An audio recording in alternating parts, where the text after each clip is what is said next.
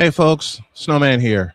You've heard me often, ask for help from me and my family, and that is going to be paramount, and it is always going to be paramount.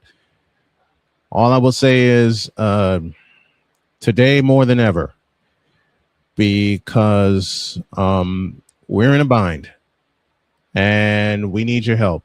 So you're going to see this banner at the bottom for most of the day, most of the show, because we need y'all more than ever right now. We had to change some plans around.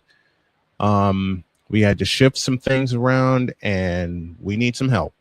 So if y'all can, please hit the Cash App with $ Tallman Dr. K50. It would really, really mean a lot, not just to me, but to my wife and my children. That said, let's have some fun. Let's go. I can't do it. We'll do it live. Do it live. I'll write it and we'll do it live. Mister, will you please wake up, wake up, wake up, wake up, wake up?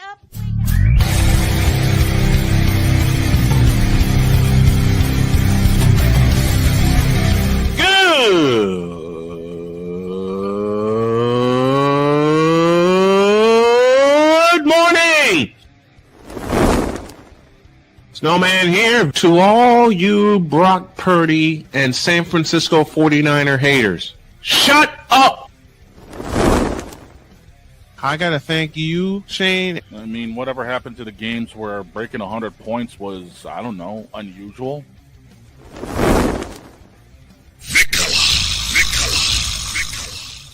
There was one word to sum up the All-Star weekend. Trays.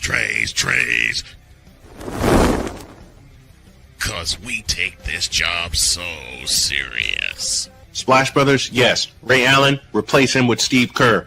Reggie Miller, yeah.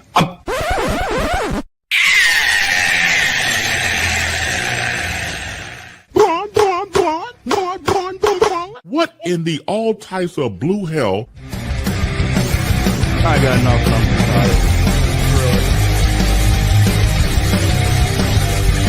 Oh, yeah. Taylor Swift and Travis Kelce got married on Friday night. Yay. Never mind. Taylor. Taylor. I'm going to sock you in the throat. And it's sitting right there. I know the joke is sitting right there. It is. Good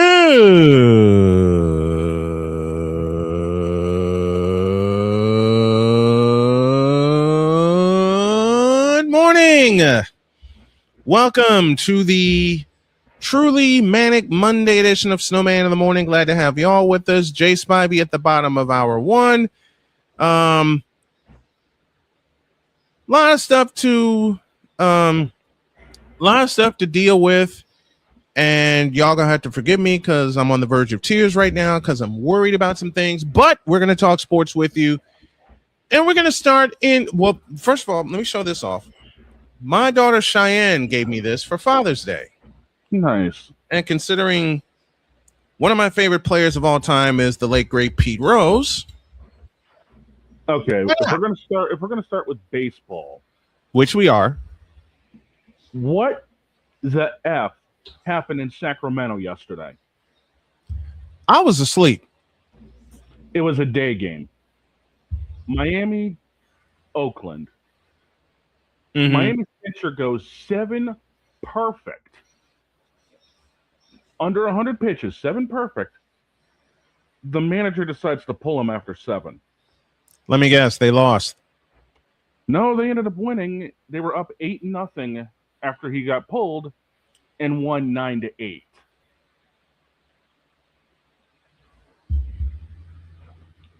Say that again. When this guy got pulled, they were up 8-0. 8-0. Miami ended up, yes.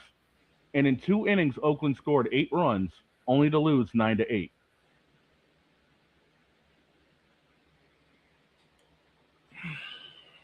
And this game was on a perfect game watch.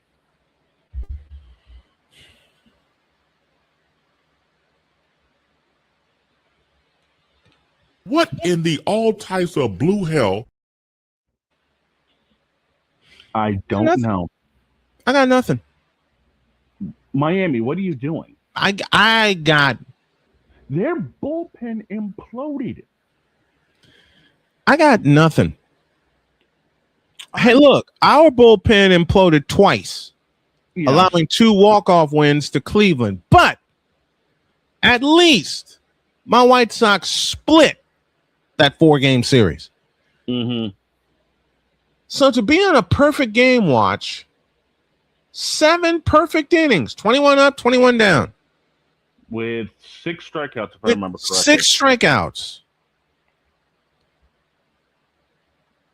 And Oakland came back and tied the thing? Oakland came back and fell 1 run short, 9-8. I think it was 8-6 after 8, and then it was 9-8 at the final.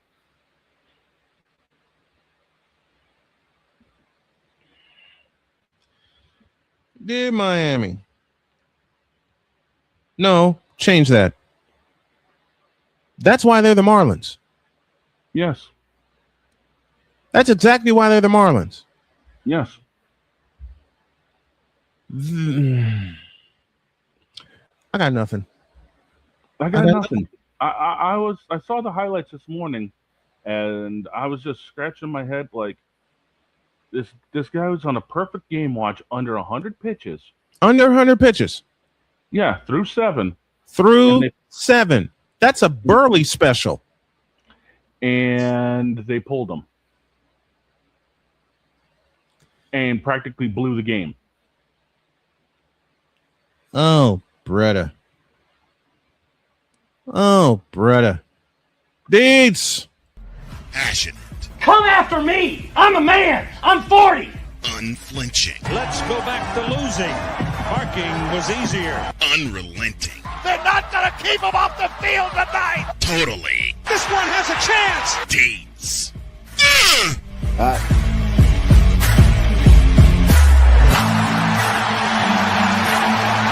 I here?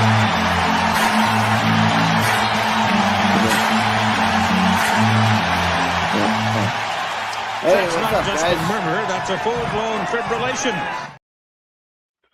What's up, DC? Deeds?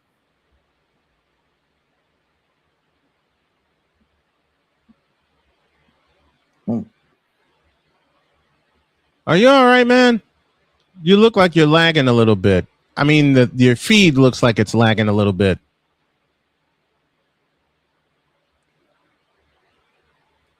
And it is. Okay. We'll do this. We'll come back to him when he's situated. Pizzle's with us, says good morning, but they won, and that's all that matters. He's right. He's right. I could say the same thing about my White Sox yesterday. Led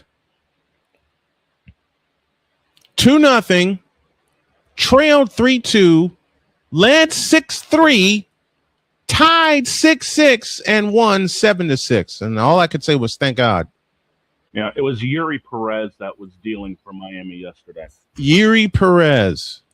And dear Yuri Perez, I'd request a new manager. Yeah, final line, 7 thrown, no hits, no runs, no walks, 8 strikeouts. And they barely won. How? Yeah, because Lake Bakar, his line, no innings pitched, 4 hits, 5 runs, 2 walks, no strikeouts. That's what happened. 5 runs. And he couldn't get an out. And he didn't get an out. Oh, my gosh. Nope. And then it turns into Pete Fairbanks giving up 3 hits and 2 runs. Yeesh. So, yeah. Oh, brother. Typical Miami special, if you ask me. And this was supposed to be a contender? Who told this lie? I think the entire city of Miami is so rattled that LeBron might show up. The baseball team is suffering.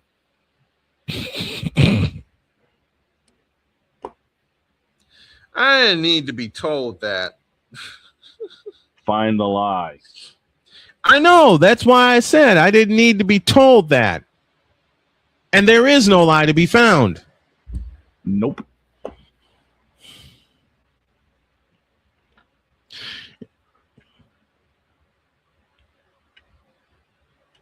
Wow. Yeah. Wow.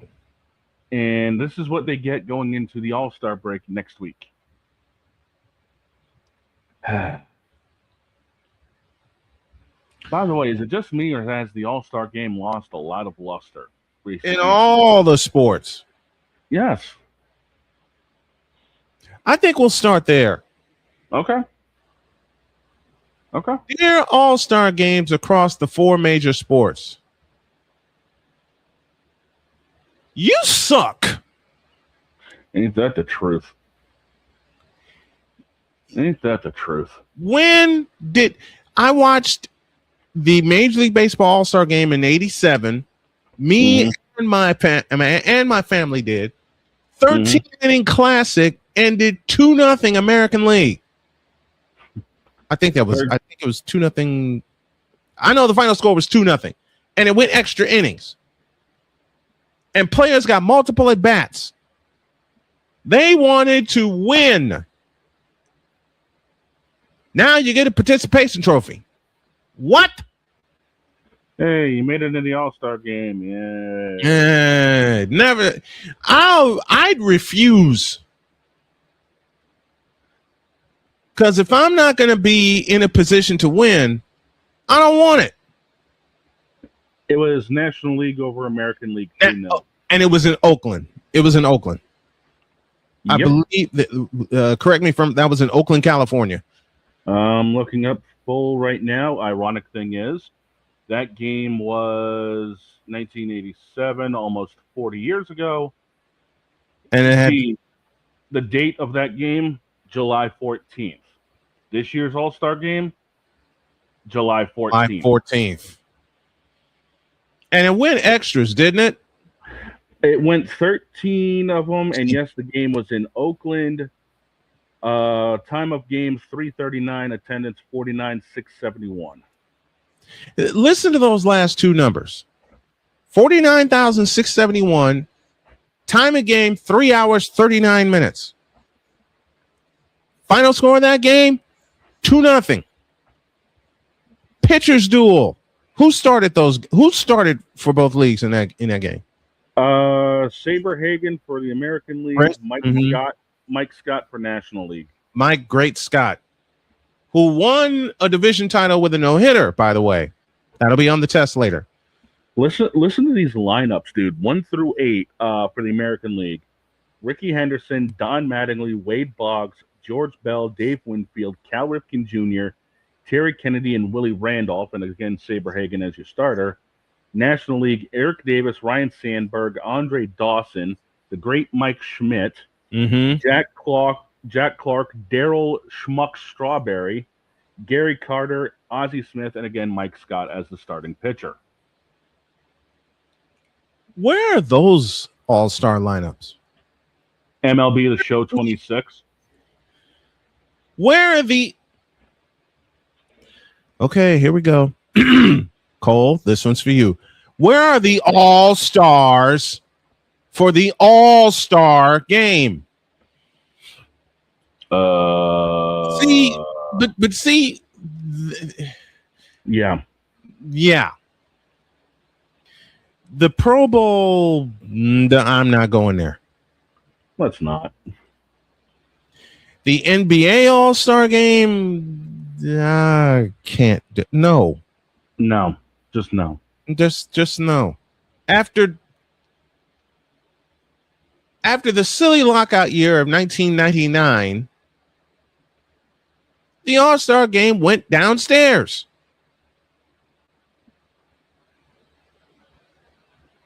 I'm talking about the NBA All-Star Game. And then it just kept falling. Yep. What are you all's thoughts on the current state of all 4 major all-star games? I'll borrow from Ryan McCarthy. The NBA and the NHL has come full circle because the NHL started the round robin all-star game. Now the NBA has copied it. Mm-hmm. And the reason is they don't, and the NBA doesn't want a 200-point all-star game, which has happened A couple of years ago. And the NHL doesn't want a 13-12 all-star game. No, they don't. I mean, and the NFL, who used to play their all-star game / Pro Bowl, whatever the hell it is now, in Hawaii. It's now in the same city as the Super Bowl, and it's turned into multiple events plus a 7-on-7 flag football. Why? Just why? I don't know. Why is it flag football? But the because they don't want their players to get hurt.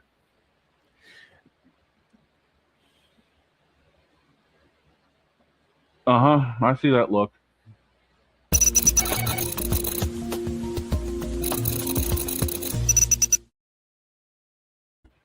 Cook. Get back to playing games, will you please? Get back to where, for Major League Baseball, get back to where it was in '87 when you had a pitcher's duel, teams playing the game, making outs, and it takes 13 innings to decide it. Okay? That's why you have these rosters in the first place. Stick with your best players until you get a result. Isn't that what you do during the regular season? Supposed to. The NHL, I'll reserve judgment for that. Because I haven't watched the NHL. I admittedly haven't watched the NHL All-Star Game in a while. I heard about the changes. I'll reserve judgment. The NFL, oh, Jesus. That's a whole nother can of worms. That's a can of worms the size of Shedeur Sanders' paycheck.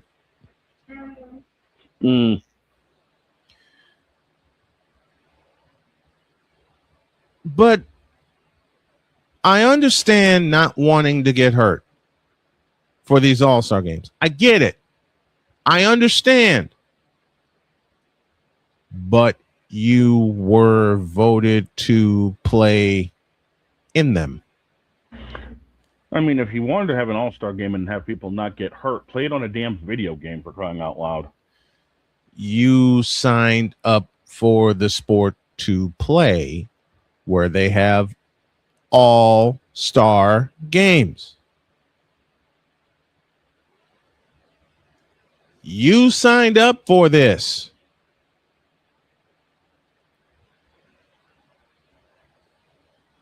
You signed up for this.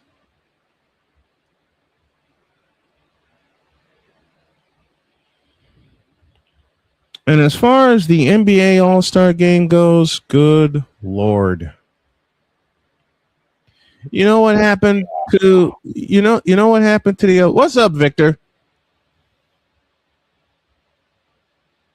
And Victor, I need a hell of a favor from you if you can. You know what happened to the NBA All-Star Game? LeBron James, that's what happened. Yeah. Oh, here we go. The joke. I've got something for that here later.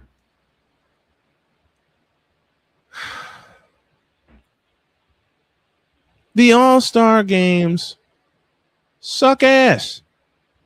Yeah, they do. All of them. I mean, back when I they went actually to played for something, when they actually played for something, what was it? For about a decade, if you won the All-Star Game, your division hosted the World Series. Your league hosted the World Series. And oddly enough, the phrase "this time it counts" began on the South Side. Yeah.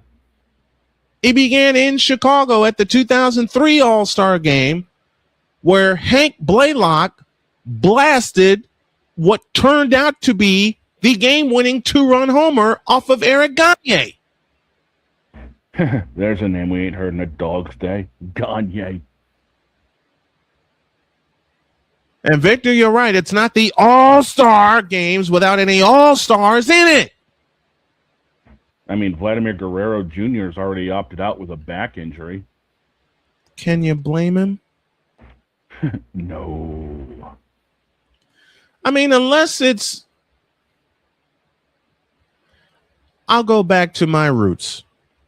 One of the first all-star games I ever watched was 83, and it was on the South Side, and it was Mario Soto for the National League representing the Cincinnati Reds, and Dave Steve for the Toronto Blue Jays for the American League. And you saw something in that game that you ain't seen since. What is that, you may ask? A grand slam. Yeah, true. I mean, you don't see grannies in all-star games much anymore. Fred Lynn did the deed. And it wasn't cheap either. No, it was not. It went halfway up the mezzanine. I watched that one with my parents, and I was at the one at New Comiskey Park in 03.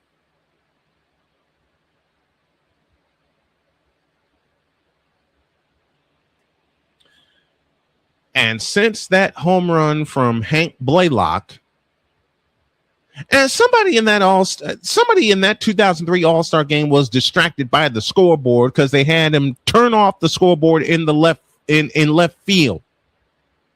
Because we were all looking, going, "Hey, what the hell happened to that scoreboard out in left field?" Somebody turned it off because they were distracted by it. Later on, someone explained it to me, and I can't blame him. But you know what they had in both of those All-Star games that they don't have much anymore? Fireworks. Someone hits a home run, you get fireworks. Pretty simple. Matter of fact, piece of trivia before I close up shop here. Name the only park in the majors that don't have fireworks. I think I might know that one. After the break. I've been to my share of ballparks. I've been to my share of stadiums. I've been to my share of all-star games. Hell, to be perfectly honest, I've called my share of all-star games, which I plan to do this summer and this year. Save the Pro Bowls. And yes, I had to pluralize it.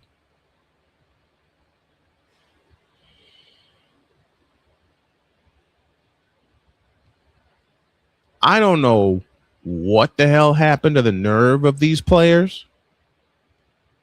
I don't know what the hell happened to the competition gene of these players. But y'all need to hurry up and get it back. Because the question is often asked, are you not entertained? Hell no. How's that for an answer? Matter of fact, the great Chris Dietz provides the perfect question to close this thing. What are we doing? Quite frankly, Dale Earnhardt said it best. They might as well tie kerosene rags around their ankles so the ants don't crawl up and bite their candy ass.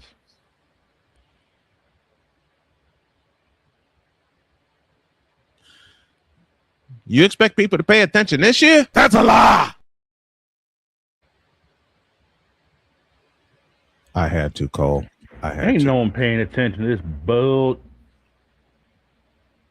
We got to be nice now. I was. I know. That's Snowman's take. What's yours?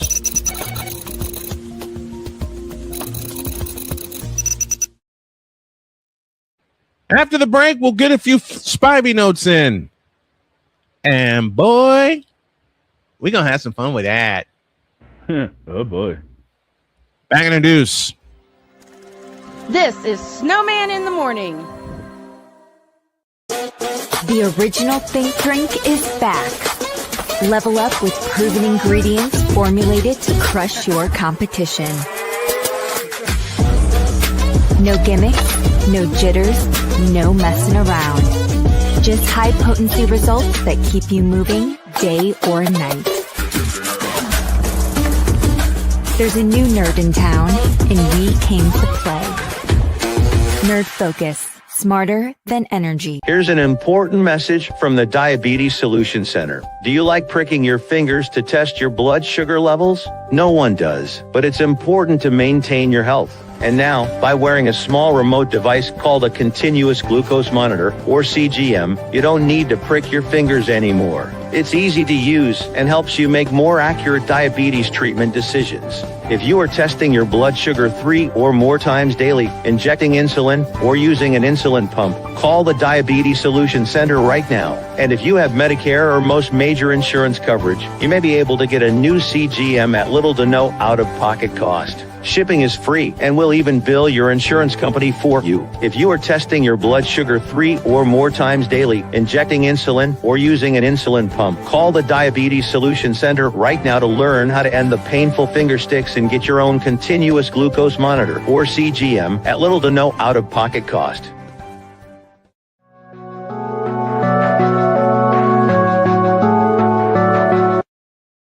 I want to do a TED Talk, but I don't have anything to talk about yet. I'm getting there. Life is for the living. We're not here that long. You can learn anything you want to learn without any money spent. What do I really enjoy? What do I really want out of life?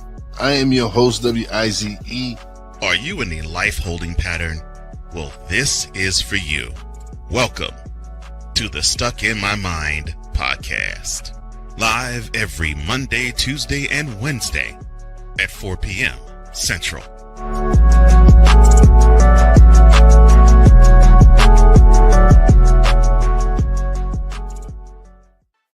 Drew Willingham. In this case, yeah, you put the blame on Kyle Shanahan for apparently not preparing the team enough for the overtime rules, supposedly. Cole Johnson. Peyton was considered the winner, and he was the darling of all darlings for Gerald. With a special appearance by Tyrone Alizé McDummy. Ain't nobody calling me. Text delete, delete, delete, delete, delete, delete. Join these two football enthusiasts as they give you Total Football Talk. Live every Monday at 4 p.m. Eastern, 3 p.m. Central on the Sertoba Media and the Comey Media YouTube channels.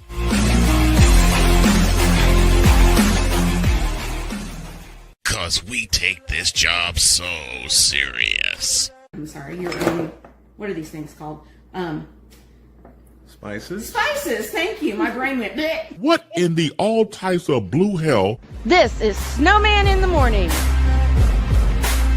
When it comes to the blind James, all of our minds do that.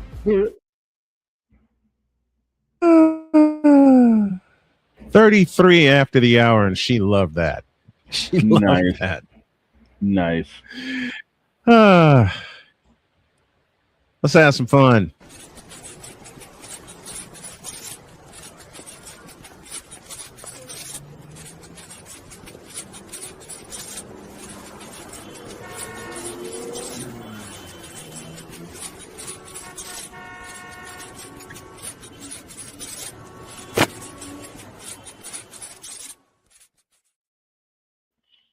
Jay Spivey's with us from North Carolina. Morning, Jay. What's up, guys?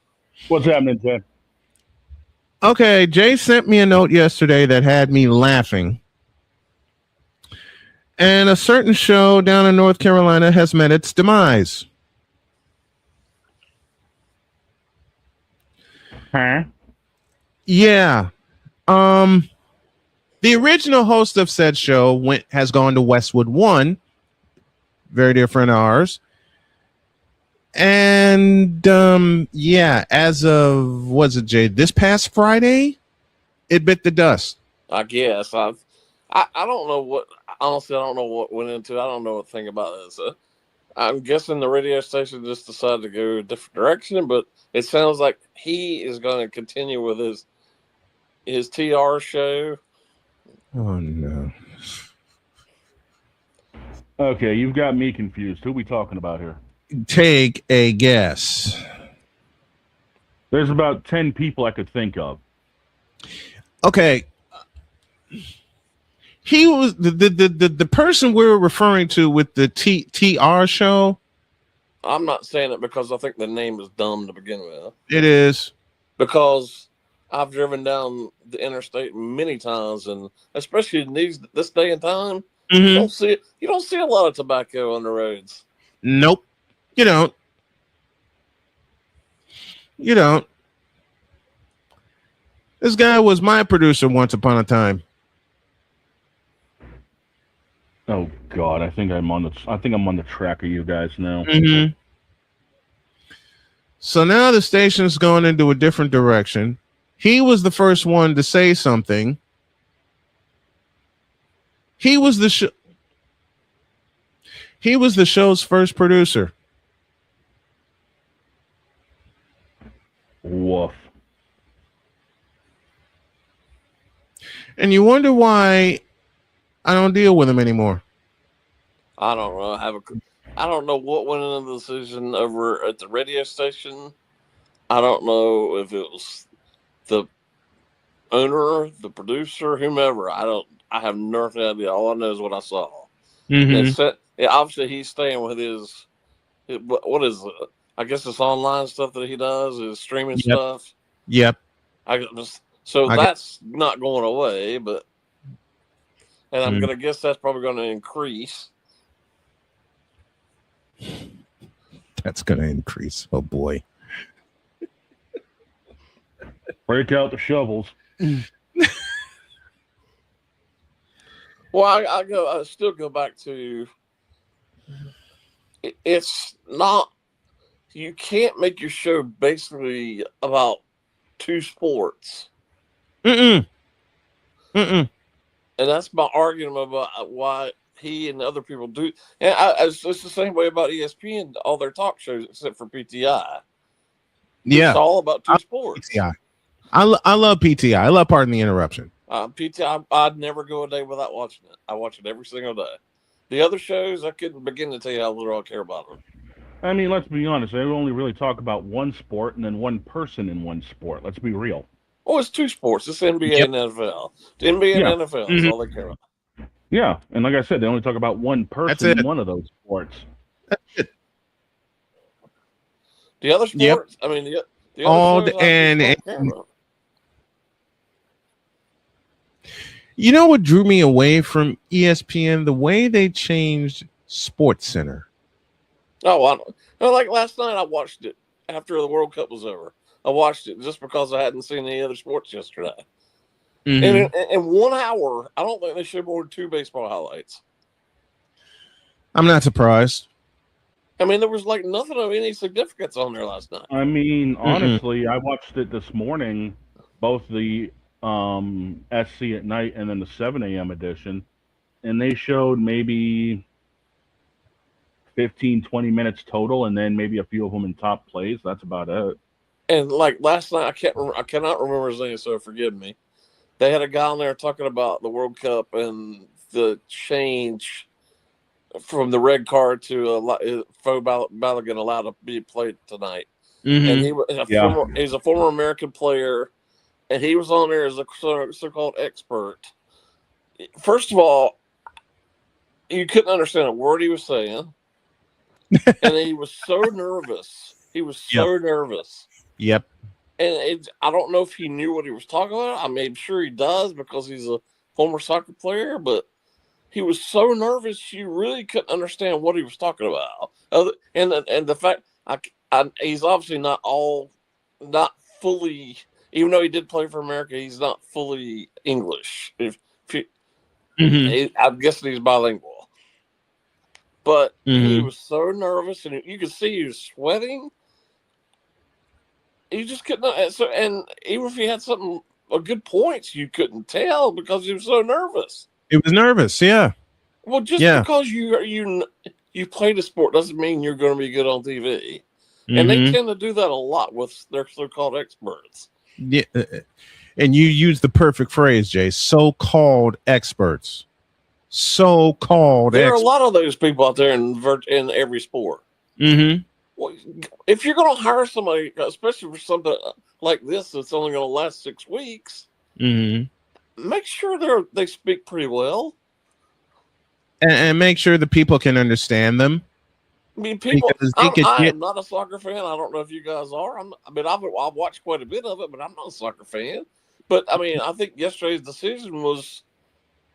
Obviously, I'm American. I want them to do well, but I think it was bogus. I think it sets a bad precedent. Mhm. No pun intended, considering who seems to got involved in it. Right. And then praising himself for it online yesterday, as he always does. As he. Oh boy. Well, we all know that ego's more inflated than LeBron's stats. I mean, come on here. Are we surprised?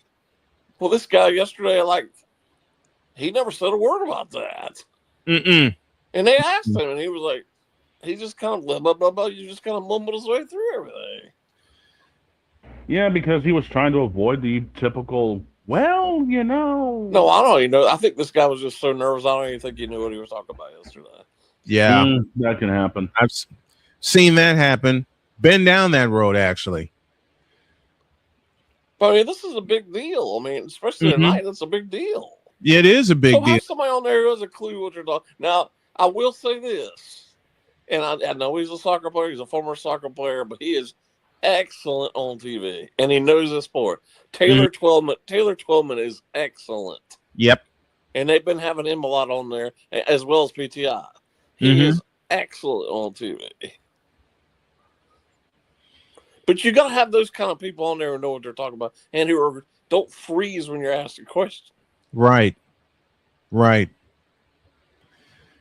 And we've seen that, and with that 4-letter network, we've seen it so many times where they bring so-called experts on that when you ask them a question that's something they're supposed to be an expert on, they freeze. Right.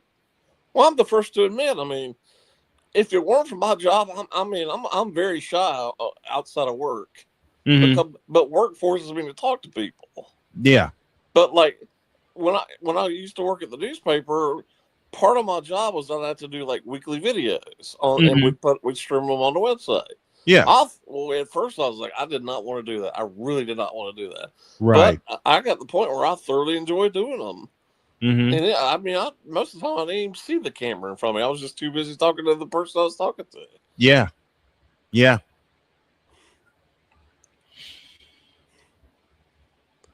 But I mean, it's just not this guy. It's just they have people on there for these, brief sports or they have 8,000 quote unquote NBA experts who you have no clue what they're talking about. None.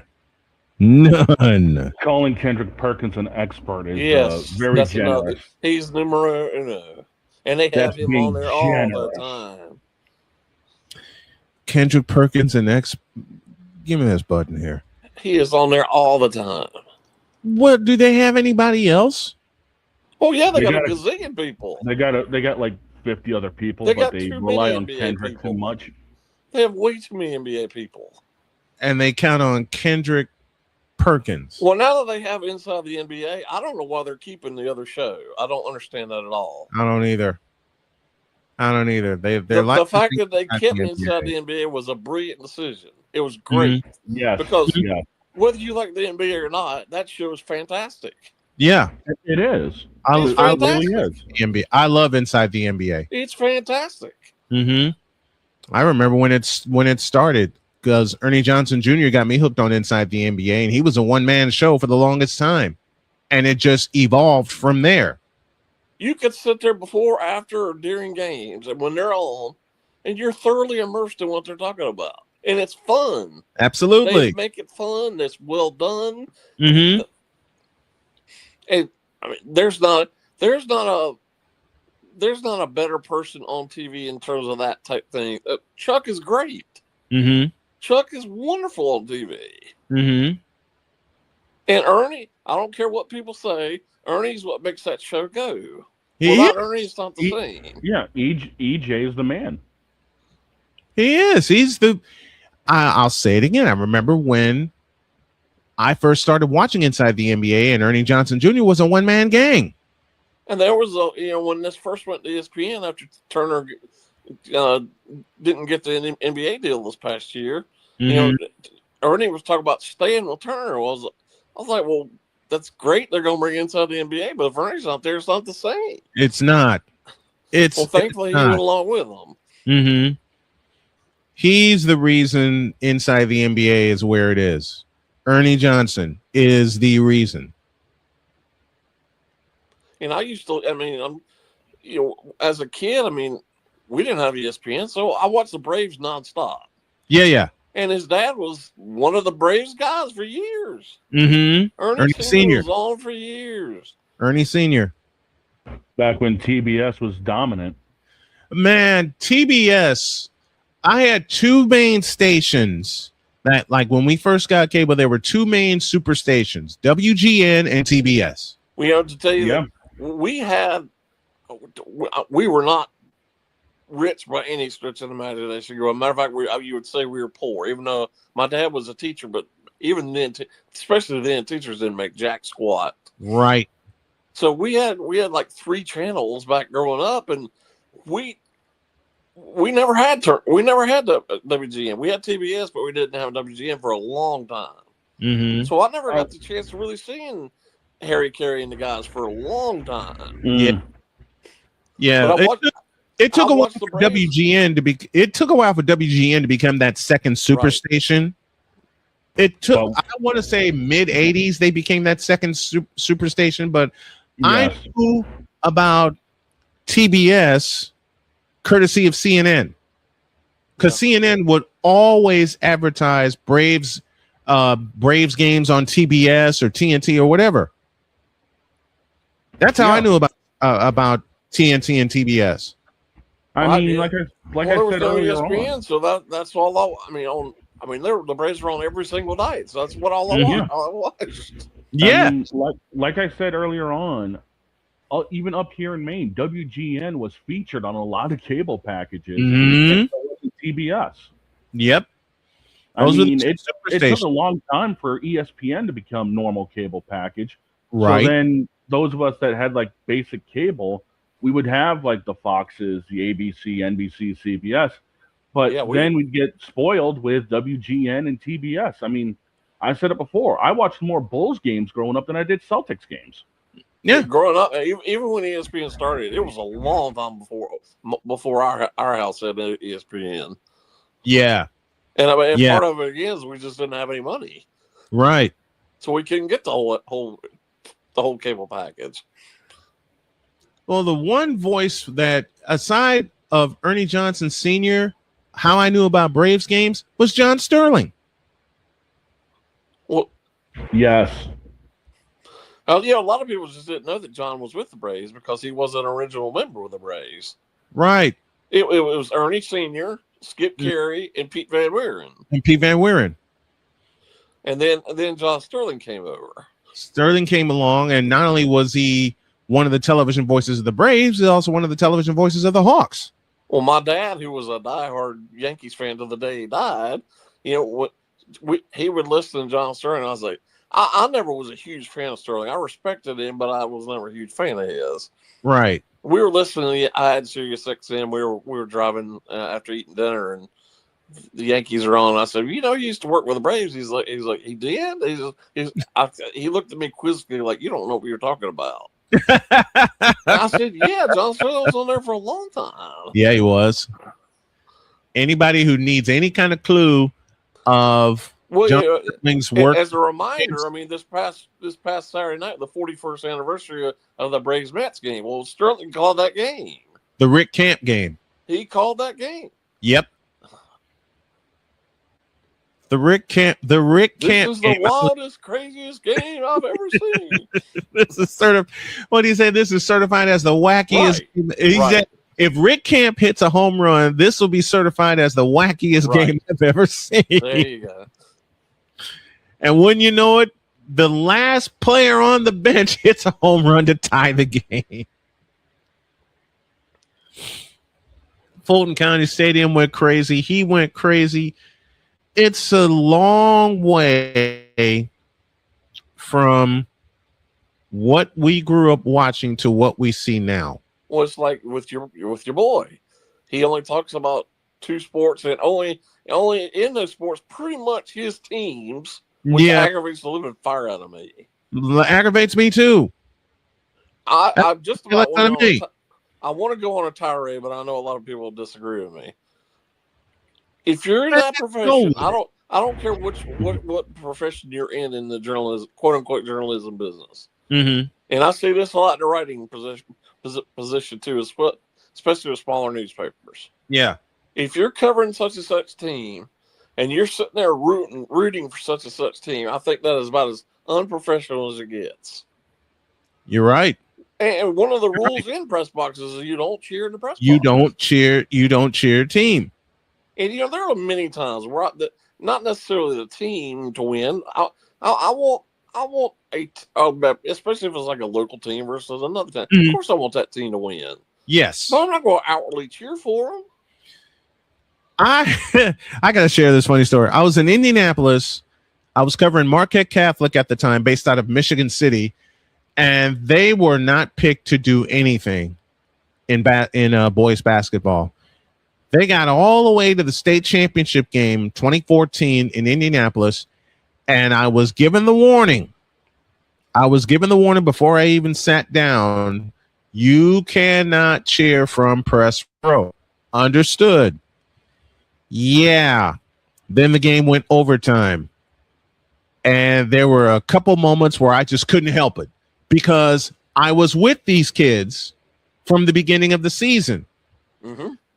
And I got the word that the fellow who warned me was mad at me. So I went and chased him down. I found him in his office and I begged him to forgive me. And he's laughing. And he says, "Why are you begging me to forgive you?" I said, "Because I broke a very sacred rule. And I was cheering for Marquette Catholic by the time overtime came in." He starts cracking up and he says, "You're fine. I get the moment." But that was just it. A moment. Yeah. Well, yeah, it wasn't as constant as some of these other. No. Look, Marquette was playing the number one team in Class 1A. We were playing the Bar Reeve Vikings, and I watched them all year. I paid attention to them all year, and I knew who we were going up against. All right. And I had so many people giving me the news of Bar Reeve did this in their playoff game. And I was writing notes like mad about Bar Reeve all season. So I knew what we were up against. Well, I'll give you two opposite ends of the spectrum on what I'm talking about. I've been doing this for 35 years. Of course, there's a lot of teams I want to win, but I'm not going to say that. Right. However, I didn't mind saying it. What I was covering North Davidson, which is about 15 minutes from here, in the state championship of softball. Mm-hmm. Their coach was a legend, and their coach announced during the season that he had pancreatic cancer. Mm. And you could just tell he was going through pure hell. Yes. But he never missed a game that entire season. Well, they reached the state championship at UNC Greensboro, which is not too, it's like 25 minutes from where I live. Yeah. So I went, covered the game, and the place was packed. Covered him after they won the game, they won the series. And then everybody was there just crowding around him. And I couldn't help. I was so emotional. I cried the whole time I talked to him. Yeah. And then he died about 2 months later. Oh. And it was just terrible. But how could you not root for that? Mm-mm. Now, the other thing is, not to diminish that whatsoever, but especially now that I'm with a smaller paper, I pretty much cover one high school because of where it is. Yeah. And I get this all the time when I cover games, like whoever's up in the press box, whether it be the PA guy or somebody else, they'll be like, "What's it like covering y'all?" And I was like, "Who's y'all? I'm not a y'all. I'm just here covering the team. Right. I'm not part of this team whatsoever." Well, it's just like him. It was we and us. He don't have a uniform He's not. on. And Deed says the perfect line. Tell that to the Georgia football booth, Georgia Bulldogs. Because they're supposed to be unbiased, but these guys cover the Georgia Bulldogs. So I get both sides of that spectrum. I do. I understand it more than anybody realizes. I understand rooting. I mean, if you're in the Georgia booth, I get rooting for your said team. Yes. But don't say we and us. Mm-hmm. You're not on that team. Well, Larry Munson did it all the time, and Scott Howard does it now. I think that's wrong. Scott Howard. You're not a we or Howard an does us. it now. You're not a we or an hour. You're not an hour either. Mm-hmm. I don't use when I call games. I don't use those pronouns. I don't. I don't. Do I want the team to win? Yes. Perfect example, Indiana Fever. Do I want them to win? Yes. But I'm going to be fair in calling those games also. I mean, I interview the coaches and players all the time for this high school. I never ask them we, us, or our, and I never will. No, nor will I. It's not right. It's not. It's just like I think I don't want to put this. I don't know this for sure, but I get this perception. I think a lot of the coaches there want me to just kind of bow down to the school. That's not going to happen. I'm there to cover the school. I'm there to do a service for the kids and the coaches and the teams. I'm not there to be the PR agent for the school, and nor will I ever. Exactly. I will say again, I've had my moments, Marquette Catholic being a few of those moments, because I covered those. I never bowed down to the school, but I fell in love with those kids. Yeah, absolutely. I fell in love with those kids, boys and girls basketball, because I was there three and a half seasons. Fell in love with the kids. The parents made it fun. Right. The heck with the school. It was the kids that made it fun for me. Same held true about Hebron baseball in 2016 when they got to semi-state, and one of the pitchers that was on that team is now a member of the Milwaukee Brewers, and Chad Patrick. Right. And when I tell people in messages all the time, I saw Chad pitch in high school, and he says, how is that possible? I covered his games. More to the point, I did play-by-play for Hebron for 2 years. The rules are getting too blurred for me. But I'm sticking to what has worked for me over the course of almost 31 years. Well, I know he's basically his own boss, but I just don't understand why more people don't get aggravated by it. We, us, an hour. I get so aggravated. I get so aggravated by it because that was one of the first rules that I was taught. You may be hooked up with a team for the entire season, but you still call it fairly. Right. You still call out bad plays, good plays, right down the middle. You don't say we, us, or our, or anything like that. That was one of the first lessons I ever learned. Well, football's pretty much the only sport. Well, I guess maybe I've heard of some others, but for the most part, football, because I've sat next to him at the game, it's always we, us, our. Mm-hmm. Not for me. It isn't. And then, I understand why he wants to localize everything, but it's not just the Hornets and the Panthers and Carolina. It's just not. The only teams that he wants to cover. Why would you not cover the Hurricanes or the other teams in the Big Four in the ACC? Exactly. Especially he lives in a city where there is an ACC team. Mm-hmm. And he says nothing about that. He never says a word about Wake Forest. Ever. He never says anything about Wake Forest. If it ain't about Carolina, he's not with it. And you know what? We'll close the hour with this. And Jay, I think you remember this. He sent a question to me that he wanted me to answer on the air about the greatest moments in Panther history. Oh, jeez. I said, "Are you kidding me?" Who cares? He says, "Yeah, I want you to answer that question on the air." I didn't. Who cares? In fact, to really piss him off, I did it for the team I grew up watching, which was the San Francisco 49ers. He didn't like me for that. But you got to have fun with it, and I did then. Jay Spivey joining us every single Monday at the bottom of hour one. Thank you very much, my friend. Love having you. Can't wait to talk to you next week. All right, guys. Appreciate it.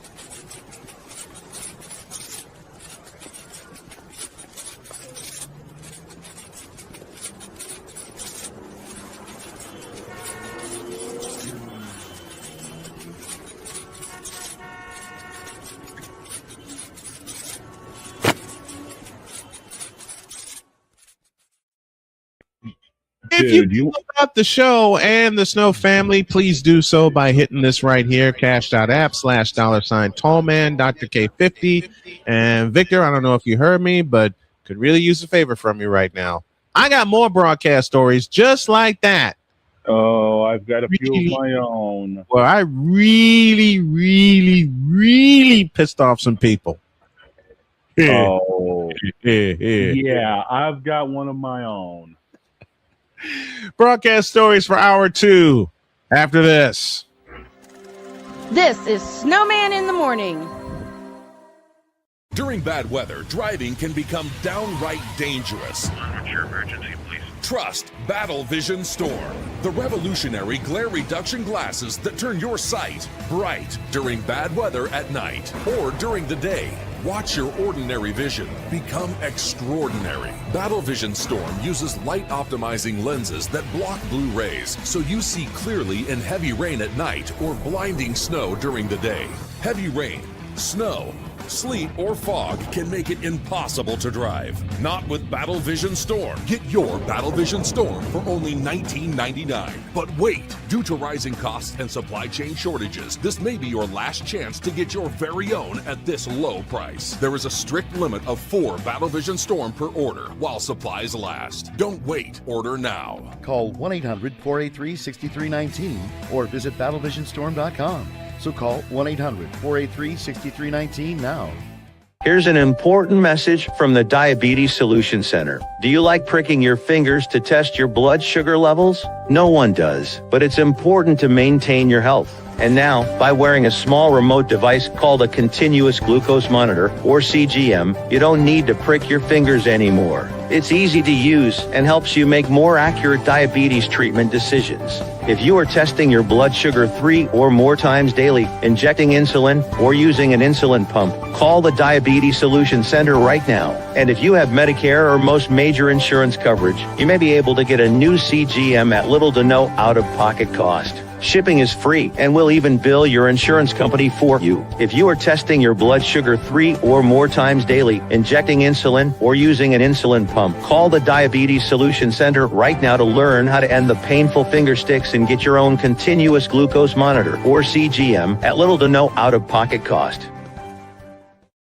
Whether it's news, the largest egg producer finds bird flu in chickens at a Texas plant, weather, devastating tornadoes rip through the heart of the United States, inspiration, a breast cancer survivor completed the journey of chemotherapy and now begins a future one of matrimony, or sports. Michael Jordan is shown on a photo with Diddy. LeBron James has a video extolling the virtues of a Diddy party. This has been yet another beating a dead horse presentation. We got you covered. BS3 Network, in association with Comey Media Incorporated, proudly present The Morning Shift with Cole Johnson. Live every weekday at 8 a.m. Eastern, 7 a.m. Central.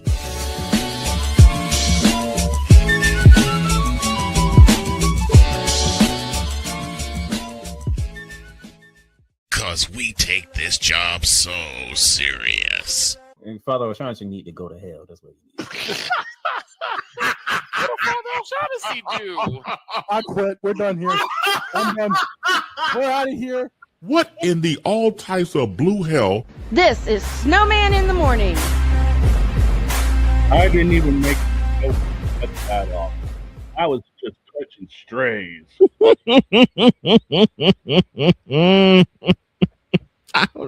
I don't know. I don't know either. I'm the one that made the joke, and you paid for it. I was catching more strays than the Jets front office because they play Madden. Oh, by the way, hi Ryan.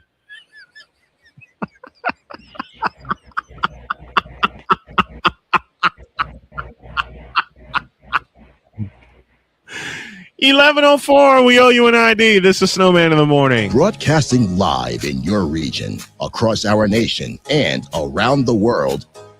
This is Snowman Multimedia. Hemorrhoid. Lebron. Hemorrhoid. Now get out of my face, you thirsty bitches. I'm on Alarm Island. Give me them cocks. Thank you. I retire. Wow. That package. Okay. I see how it is. Oh, shut up. Like you haven't thrown a few at me. Yeah, true. More ID. You're listening to WQVZ, 1700 AM Mission Radio. Well, me and the Lord, we got an understanding. We're on a mission from God. 11:05, and we're sharing broadcast stories. And I'll expand on the one that I told before the break. Okay. We were living in North Carolina, and I'll echo what Jay said. I understand wanting to localize programming. I get it. But I'm a Chicagoan. Yeah.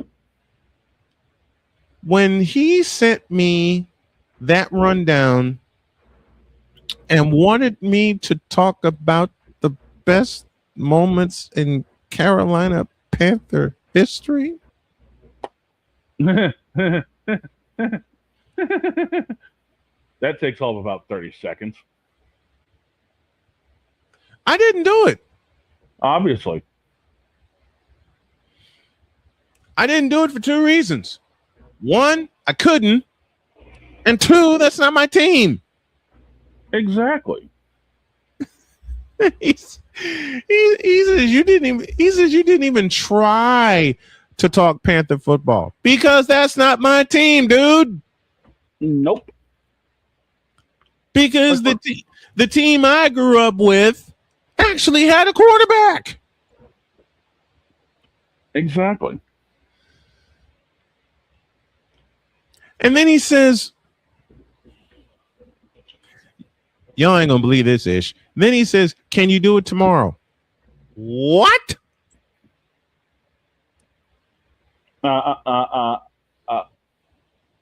Wow.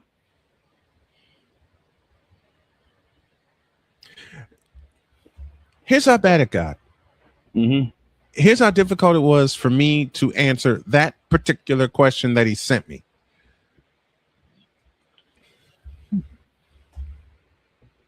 Jody came in. Mm-hmm. Saw the rundown. And said, why are you doing that?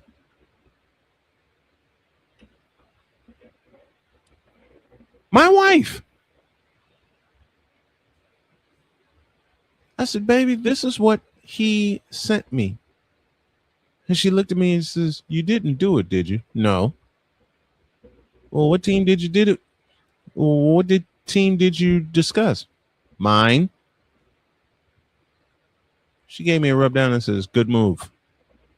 Then she came in and really started joking around because I tried doing it again. I did. I tried doing it again. And it didn't work. Nope. Of course. The second time I taped it, the first time I taped it was about the 49ers. Second time I taped it was about the Colts. Well, you're working with the material that you've got. I mean, the Colts have a longer list of moments than Carolina. And why didn't I do said request of this gentleman, y'all ask? Oh. Rick said it best, because the Panthers are Trays.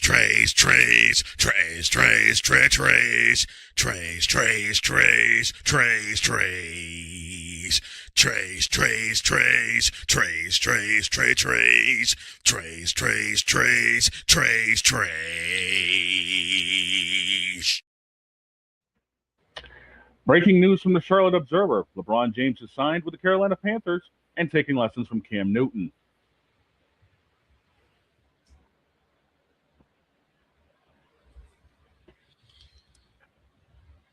This moment of bronze sexual stupidity is brought to you by Hooked on Bronix.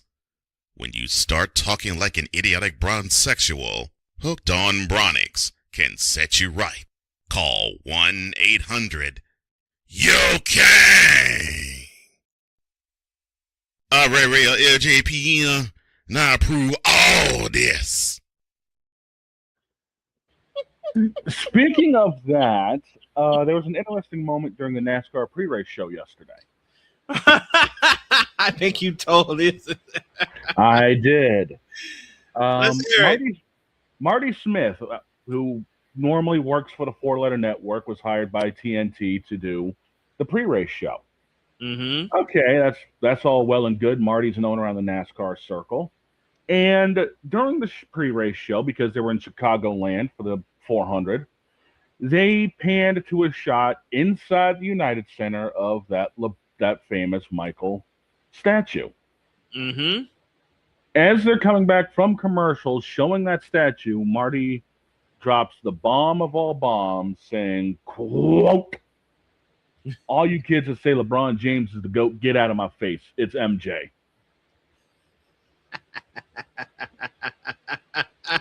I literally just sat back and I'm like, oh, the Braun Sexuals who are NASCAR fans just got pissed off. You think? The crazy thing is, I didn't hear a damn one of them chirping on Twitter. Surprise, surprise, surprise. I got Victor. Yep.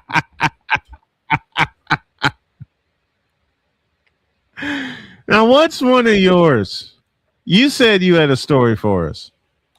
Okay, so this is one of the rare times I got pissed off in the broadcast booth.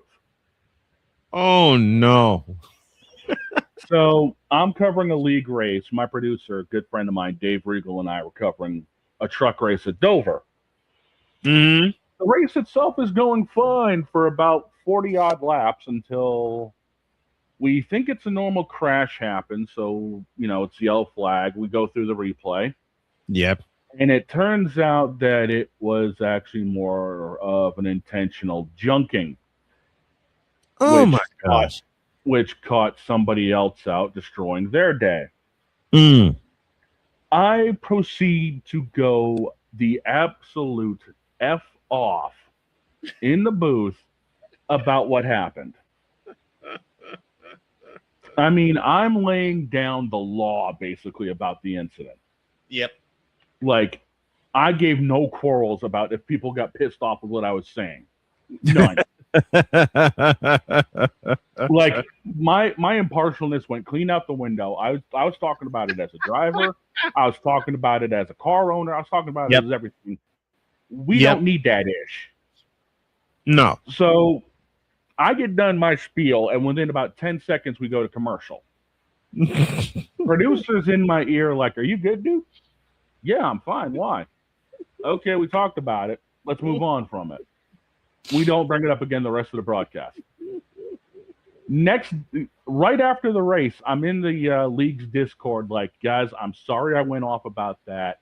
The whole spiel, like I'm supposed to be unbiased, yada, yada, yada. Mm-hmm. I apologize." Mm-hmm. Every last one of them in that Discord to a T said, "We'd rather have somebody with fire in the booth than anything else." I was like, okay. No.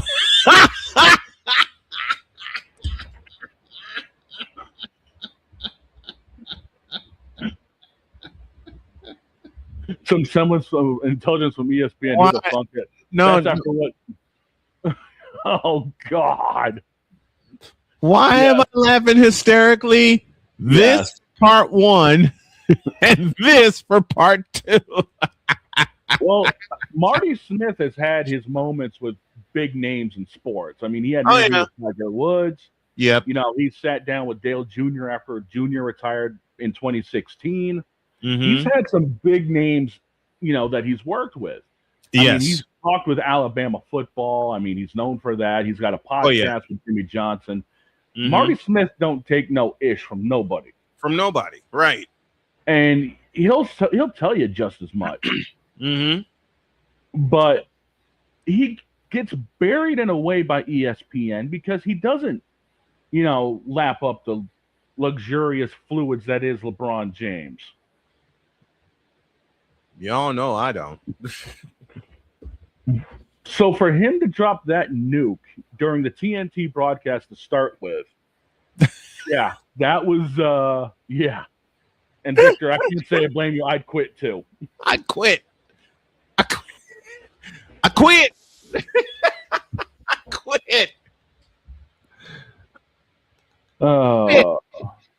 I think Marty basically said, "Get out of my face, you thirsty bitches." To LeBron James fans, yes.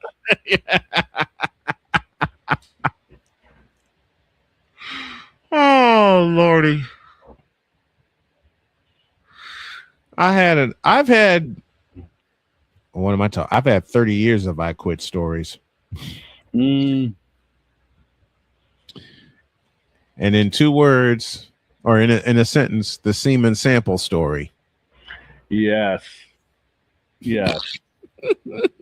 And no, Victor, Marty said no to the Joy juice and to the brown Thank liquor. God. Oh, side note from that race, Bubba Wallace was driving a special upper deck paint job because they were celebrating 30 years of the Space Jam movie. And Upper Deck will be releasing special edition Space Jam cards come November. So basically, I'm going to hate to do it, but I'm going to do it anyway. You don't hate to do this, Ish. What the hell are you talking about? Shut up. Don't give me that pile of crap. Shut up. And this is what we get for trying to think we're going to go 3 hours on a Monday. Okay. So basically, Marty got a song sung to him. That sounds like this. Use a troll. Troll. Use a troll. Troll. Use a troll. I said that use a troll. Troll. Hey, Braun fans, shut up.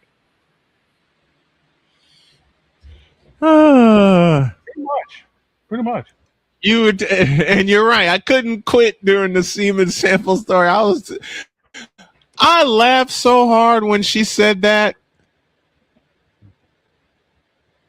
Yeah. As soon as you ever have someone walk up to you and say, "I got a story for you," and your spider senses instantly go off.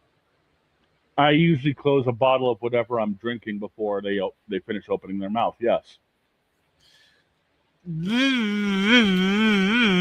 That. Yes. That.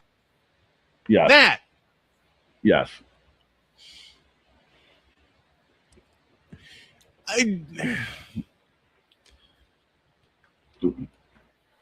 I don't know.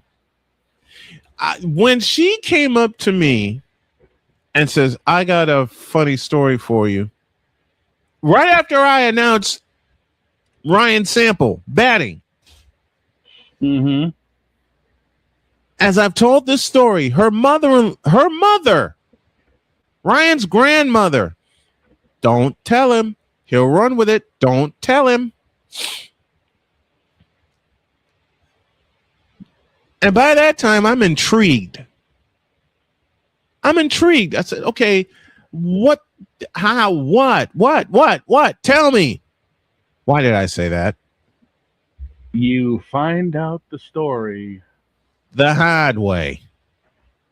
That's what she said. Yeah, that's exactly what she said. All she had to say was, my maiden name was Seaman. And I lost it. Yep. I lost it. Seaman Sample.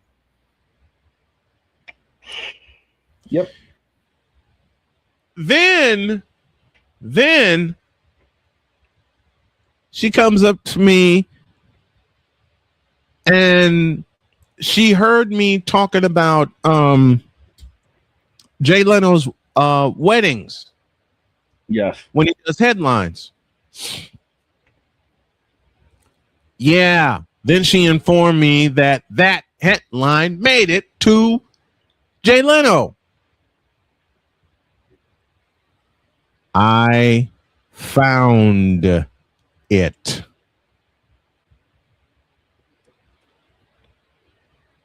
Oh no. I found it. Rip.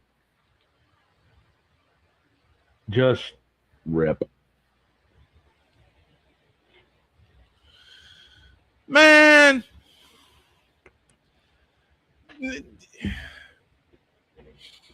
For those of you who don't know the second part of that story, Victor does. That was 2007 when that happened. 6 years later, I'm getting ready for a football game with Trinity International University out of Deerfield, Illinois, and Olivet Nazarene out of Bourbonnais, Illinois. Olivet Nazarene sent me all the information I was looking for. Their game notes, their 2D, their depth chart. For those of you that wonder what a 2D is, that's their depth chart. Then I saw the name of the quarterback for Olivet Nazarene. Yeah, boy.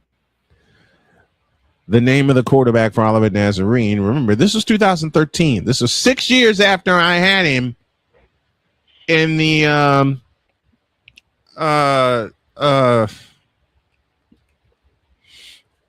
I had him in the tournament, in the baseball tournament. The quarterback's name was Ryan Sample. And I said, no, it can't be.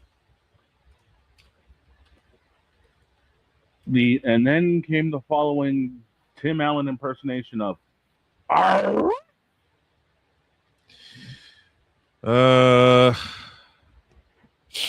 Yeah, I said, no, this cannot be. So I do some cross-referencing for 20 minutes.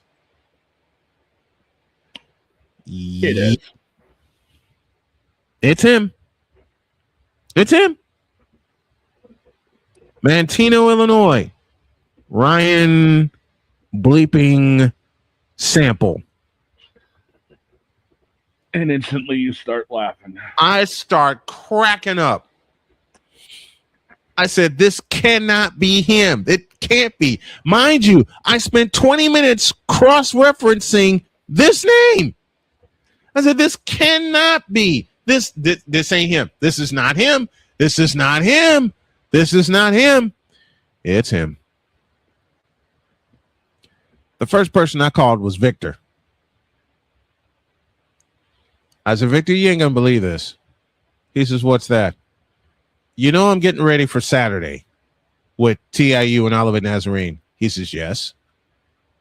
You ain't going to believe the name of the quarterback for Olivet Nazarene. He says, lay it on me. Ryan Sample. Victor hangs up. I was about to say, Victor's next words, click. He calls me back and says, say that again. Olivet Nazarene's quarterback is Ryan Sample. Victor's next sentence, for the second time, click. Yeah, that sounds about right. Calls back a third time. You have got to be bleeping me. Exactly. And Victor, you're absolutely right. My brain went, oh no, it couldn't be. Yep.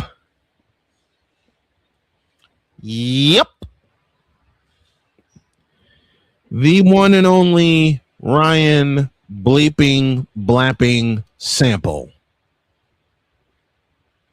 in which Victor posed the ultimate question. How the hell are you going to get through a broadcast without laughing? Well, my most honest answer, Victor, I don't know. Well, like you I don't know. I see him warming up, and the kid can play. Kid's got a rocket arm, and I'm going. I'm gonna laugh. My interns were going, "Why are you going to laugh?" Long story. I'm going, how am I going to sit here? I'm praying he does not throw the ball all over the field. But I know Olivet Nazarene's offense. In the years I covered them, they always operated out of the gulp spread.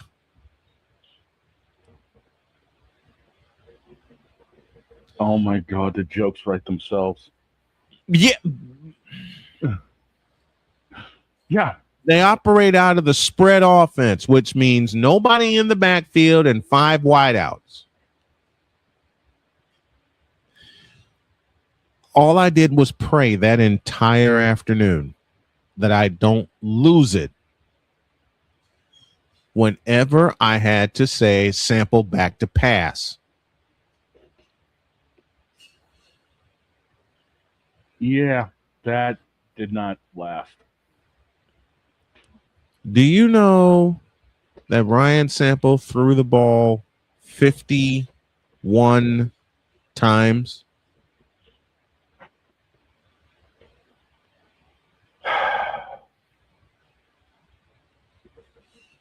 Damn. Didn't throw an interception, mind you, which That's would have a- added to everything. And it's a pick.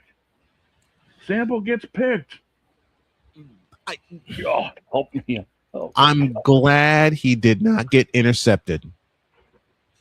But he threw the ball 51 times. 51 times. I packed up. I put my equipment away. After the game was over and TIU won, I said, don't say a word to me. I said to my crew, I said, thank you. Thanks for a great broadcast. Don't say a word to me or I'll start laughing. Just hand me my bag when I get downstairs. They handed me the bag when I got downstairs. Thing is, I they didn't say immediately went across the field to find Ryan Sample. He sees me, bless this kid's heart, runs up to me, gives me a big hug. I said, Ryan, I got one question for you. He says, what's that? Where's your mother? Oh, she's in St. Louis for the weekend. Oh, dear God. But my dad is here. Oh, dear God. Dad comes up to me and he says, did she tell you?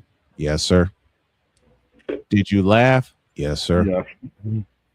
Did you laugh on the air today? No, sir. Were you close? Yes, sir. And he's giggling this whole time. Yep.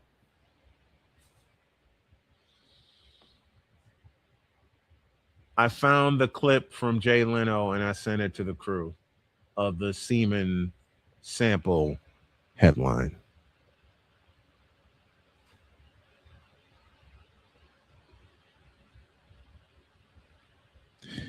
We need a break. We desperately need a break.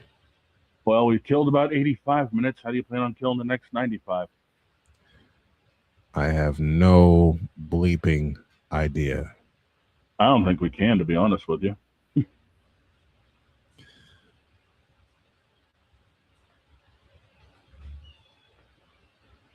I don't know. We'll figure it out in the deuce. Yep. This is Snowman in the Morning.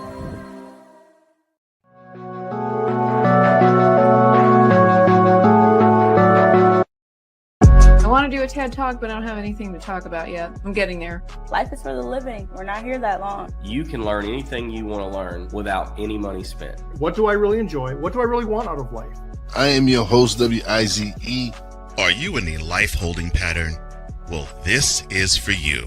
Welcome to the Stuck in My Mind podcast. Live every Monday, Tuesday, and Wednesday at 4 p.m. Central.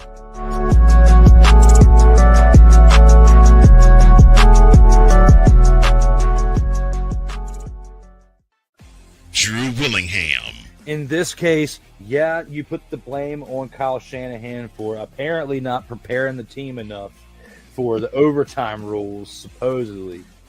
Cole Johnson. Peyton was considered the winner, and he was the darling of all darlings for Gerald. With a special appearance by Tyrone Alizé McDummy. Ain't nobody calling me. Text delete, delete, delete, delete, delete, delete. Join these two football enthusiasts as they give you total football talk.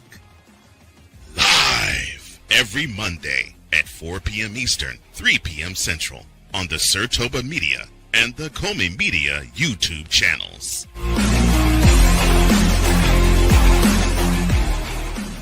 Join the transporter to Hades. Your butt and gut becomes one. Join the reformer of hooker whores. This is my daughter, Placenta Booty Johnson. Join the bronze car. Whenever you are in distress, take off your baseball cap and throw it in the air. Join your very own superhero of broadcasting, Chris Bass. So whatever color crayon they get, they palm it and do two circles, and that translates to, I can be the black people. As he takes you through the week's paces in Baseline. Live every Saturday at 8 a.m. Eastern, 7 a.m. Central, Pacific Time Zone people, just stay asleep when this is on live and just catch the recording. Exclusively on the Chris Bass YouTube channel.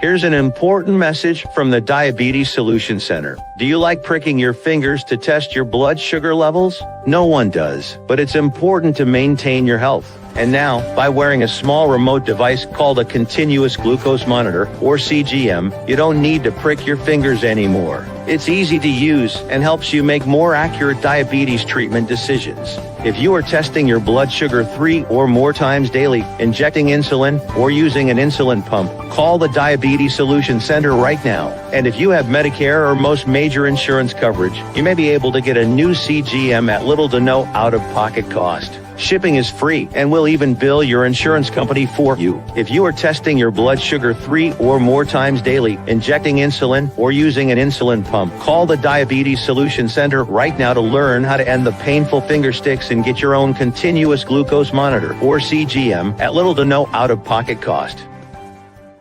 'Cause we take this job so serious. Gerald Jones has no brains. His football acumen is the same capacity as Gun Run's moral capacity. What in the all types of blue hell? This is Snowman in the morning.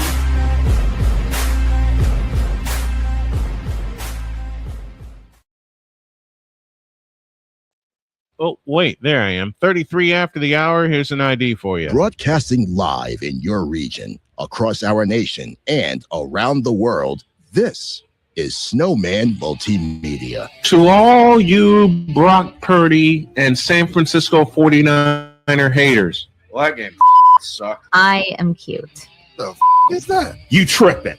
Who told this lie? Shut up! Gerald Jones has no brains. His football acumen is the same capacity as Gun Run's moral capacity. Okay, I love that package for one reason. I love that package for one reason. You've got Jen coming in saying I'm cute, and then you got Wise behind it. What the is that? A lot of people are confused when they come on here and see Jen. We have to be like, well, this is what we've got going on here. That's just perfect. I was 3/4 of the way asleep when I made that package.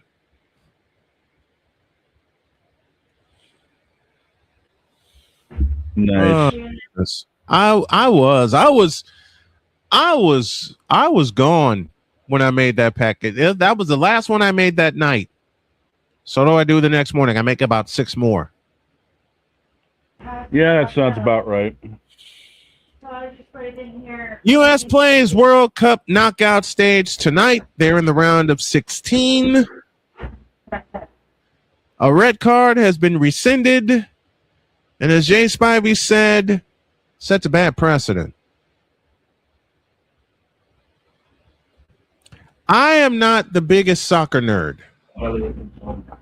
Makes 2 of us. But I always thought, if you get a red card, adios. Hit the road, Jack, and don't you come back no more. Pretty much. This one has been rescinded. How? Look who got involved.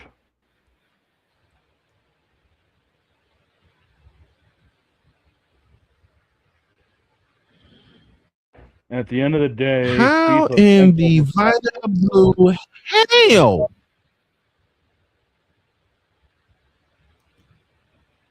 How in the Vita Blue, yellow-bellied, red-blooded hell did he get to dictate that? host country of the game, probably. Still. Don't ask me. Don't ask me. I'm not.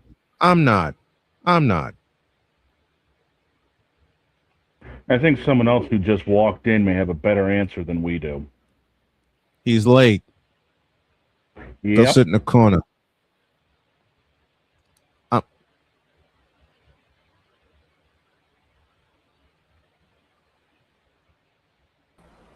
Mexico Why got are you out. getting depressed? La Raza lost. El Tri lost. We lost. to Okay. England. Final was 3-2. Ouch. Yeah, that game. England spent the majority of the game with 10 players, and Mexico still lost. Because we couldn't keep our composure. It would have been 2-2 going into full time had we not given up that penalty. Oops. But what's the thing you think I have the answer for? We How don't. the hell- how the we hell did don't. that red card get Stop. rescinded? Stop. I got nothing. The red card was rescinded because of public outcry. That's the only reason it was rescinded.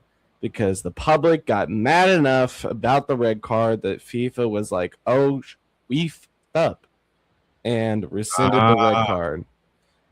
We sure it was just the public? Do you think something else bigger happened? I'm pretty sure it's within FIFA and majority of the public, but there had to be something within FIFA that happened that ended up making that decision happen. To be fair, it was a BS red card, but I don't know. Okay. But England is going to be without one of their forwards due to a red card as well, as he was sent off at some point within the 70th minute, I believe. It was sometime in the second half. Kicked one of the Mexico players right in the shins, so he was immediately sent off. Ouch. Ouch. Yeah. Right in the shin bone. But yeah, Please FIFA stop. usually rescinds red cards if they get enough public outcry, and they got plenty with this Okay. one. I mean, Okay. Well, but of course that's they'll why make a detailed explanation. Oh, this happened, and comparing it to other incidents and yada yada yada. They're gonna make that excuse, but in general, it's usually because of public outcry. They've rescinded red cards in the past due to public outcry, and they always make the same. They always make the same statement of, "Oh, well, looking at past incidents and the punishments they got for that, we've decided to rescind the red card and yada yada yada." Oh, so people spoke up. Plenty of people. I don't know if you saw the news articles the day after the game. Thousands of news articles talking about how it was a BS red card, how nobody thought the red card should have been a red card, and how everyone was comparing, the fact that Messi can kick somebody in the shins and get a yellow card, but Balogun accidentally steps on somebody's back heel and he gets a red card. So people want to protect their goal. Also, FIFA wants to protect their golden boy, Messi. They want to protect to get him against the outcries of people saying, well, if Messi did it, it wouldn't have been a red card. Lionel Messi, FIFA's answer to LeBron James. Listen, I love Messi. I genuinely do love Lionel Messi. I think he's one of the greatest of all time. But in FIFA tournaments, I could take him or leave him.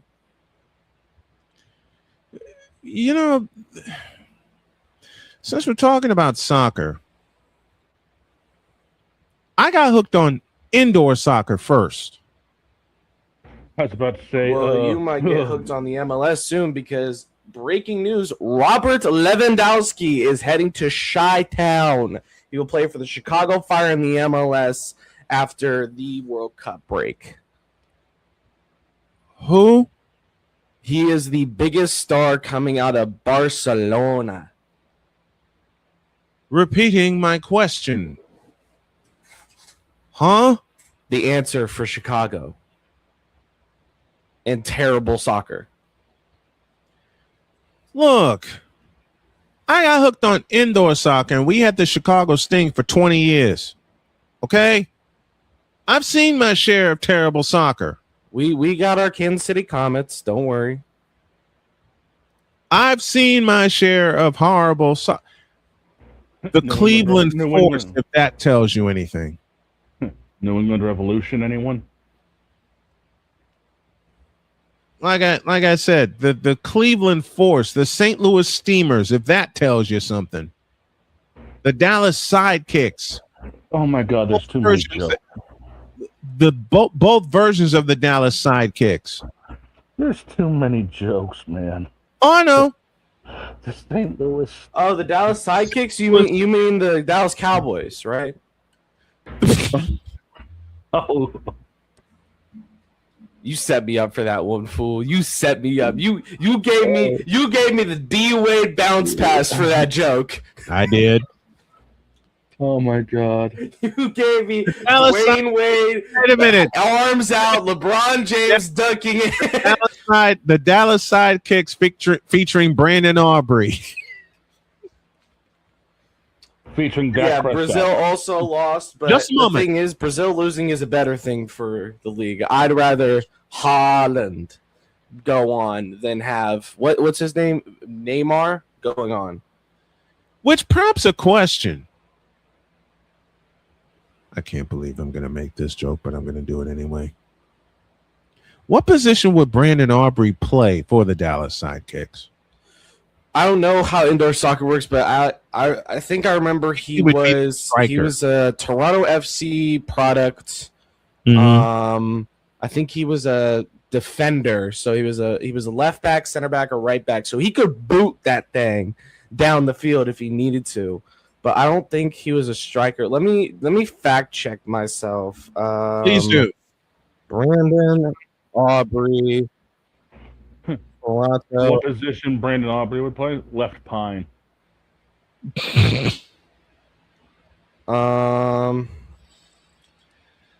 Let's take a look.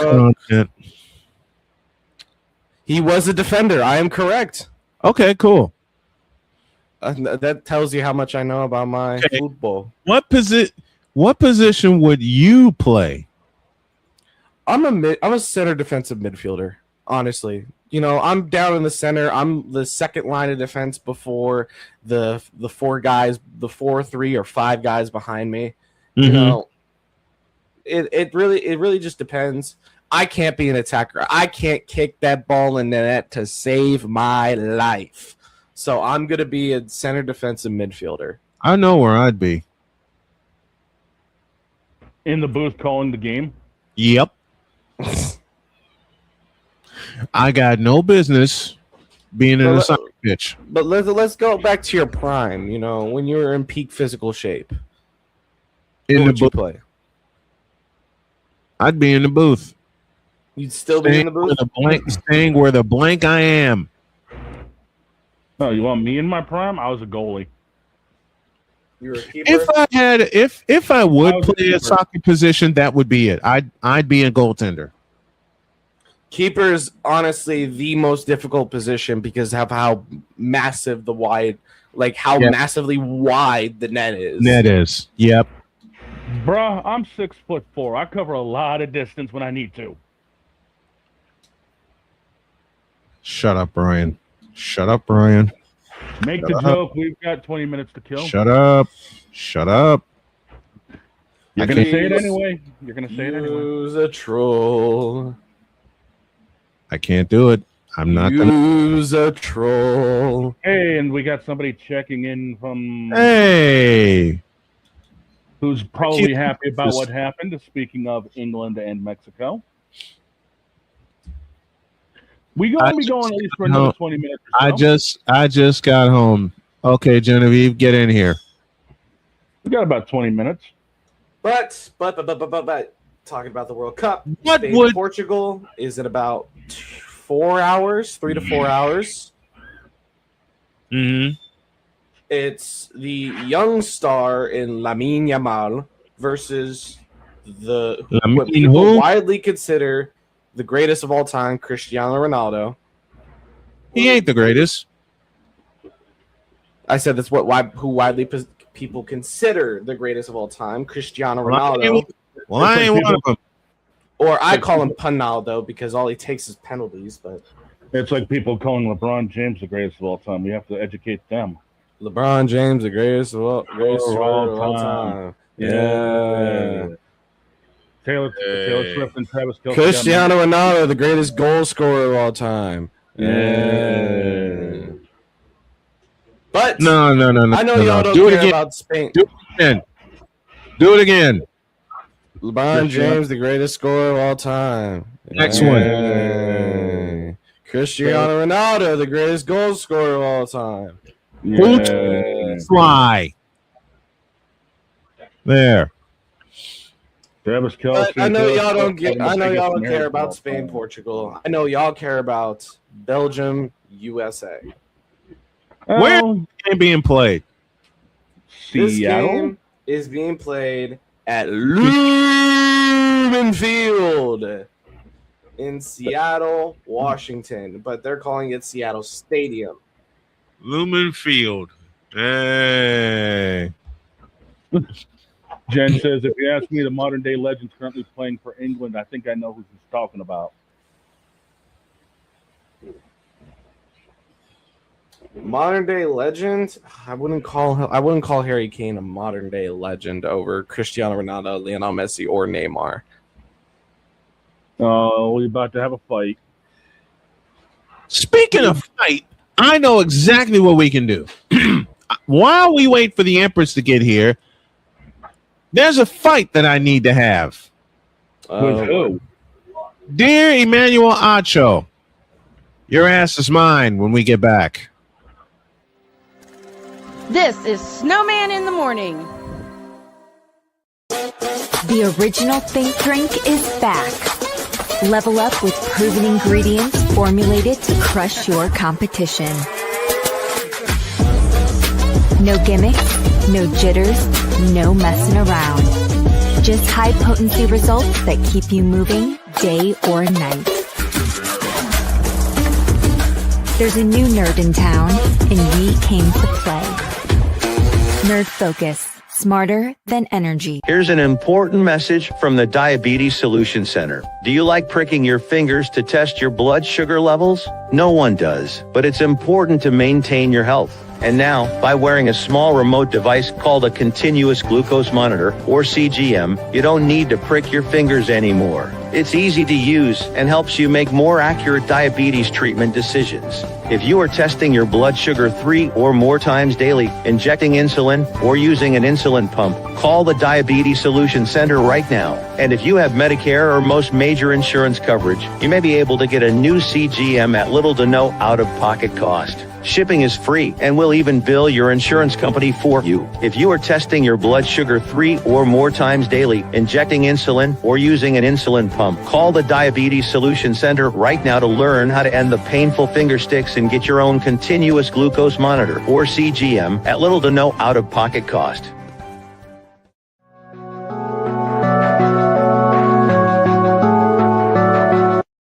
I want to do a TED Talk, but I don't have anything to talk about yet. I'm getting there. Life is for the living. We're not here that long. You can learn anything you want to learn without any money spent. What do I really enjoy? What do I really want out of life? I am your host, WIZE. Are you in a life holding pattern? Well, this is for you. Welcome to the Stuck in My Mind podcast. Live every Monday, Tuesday, and Wednesday at 4 p.m. Central.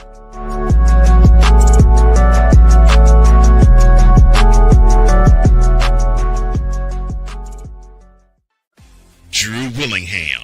In this case, yeah, you put the blame on Kyle Shanahan for apparently not preparing the team enough for the overtime rules, supposedly. Cole Johnson. Peyton was considered the winner, and he was the darling of all darlings for Gerald. With a special appearance by Tyrone Alizé McDummy. Ain't nobody calling me. Text delete, delete, delete, delete, delete, delete. Join these two football enthusiasts as they give you Total Football Talk. Live every Monday at 4 p.m. Eastern, 3 p.m. Central on the Sertoba Media and the Comey Media YouTube channels.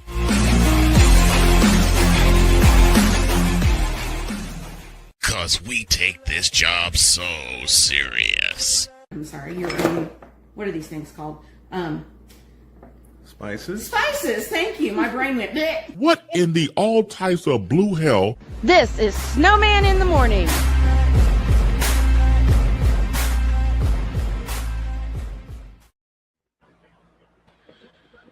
During that commercial break, I got two pieces of news that have hurt me. Oh no.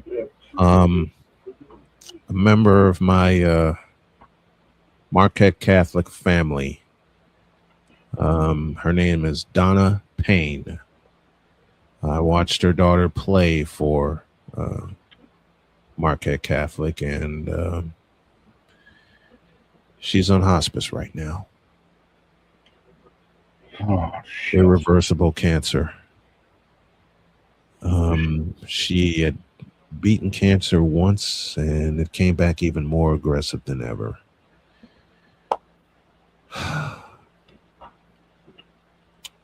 And from what George has said, she's only have a few days left. I don't know how few or how much. On that same front, my good friend Dennis Whiten, he also has been stricken with cancer. I got both of those pieces of news during the break. And I'm hurting because these are very, very dear people to me. So if people want to ask why I'm doing everything that I can for cancer patients, being a cancer patient myself, I hope that answers your question. In the and people wonder why I hustle for my family as much as I do, and I hustle for other people as much as I do. I hope those pieces of news provide a little bit of an answer as to why I am the way that I am. I said at the top of the show, I'm trying to do some hustling now for my family. And sometimes it works, sometimes it doesn't.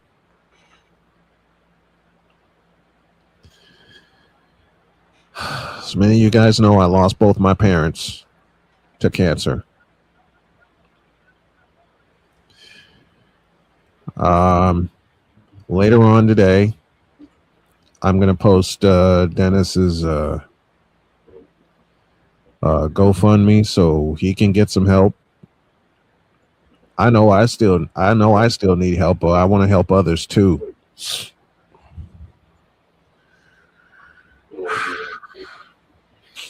I am not in the best of shape. I know I promised to fight, but when you get two pieces of news like that, cut it. I'm going to say it now. Cut it. If you want for a couple minutes, bring Jen in, but I say we cut this quick. I'm going to stop it here. I'm going to stop here because when you go up against that word, when you go up against that, even though I'm the one who's beaten it and one of many who have, it hurts to see someone else go through it. Yeah. And to find out, look, George and I have had many a playful sports argument, but if there's one thing I will not argue, it's family. And to find out that he's losing his wife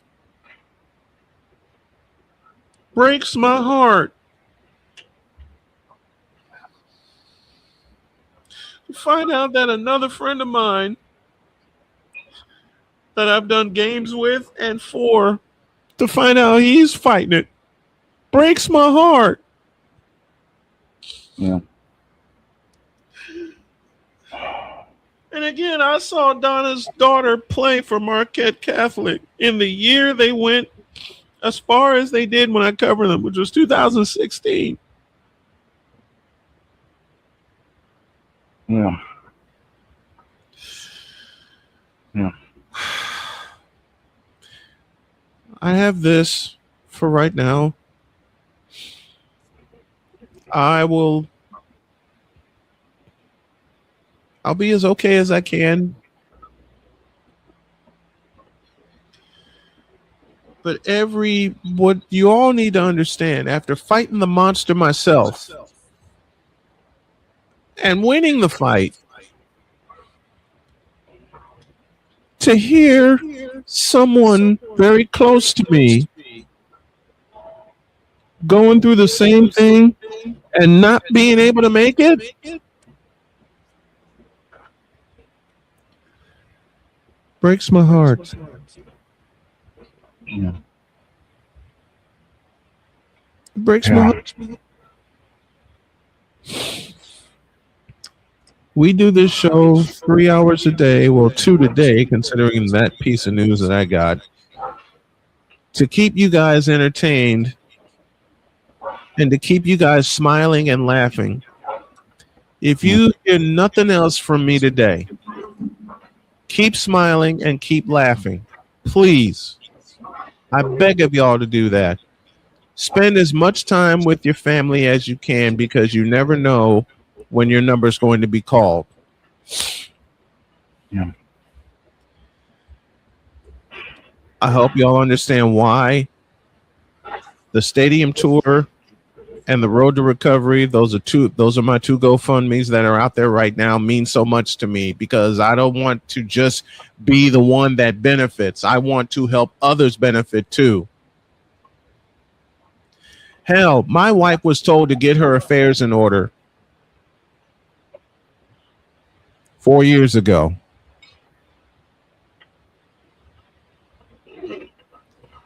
Am I glad I'm still around here kicking? You better believe it.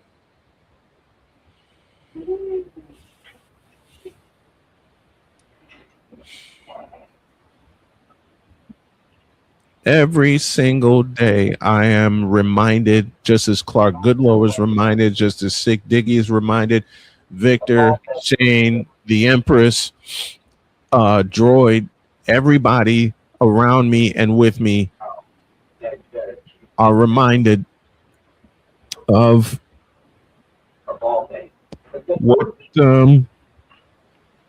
I went through, my dad, my mom, what Donna's pain is going through now. And I love Donna especially because she bears the first name of my late daughter.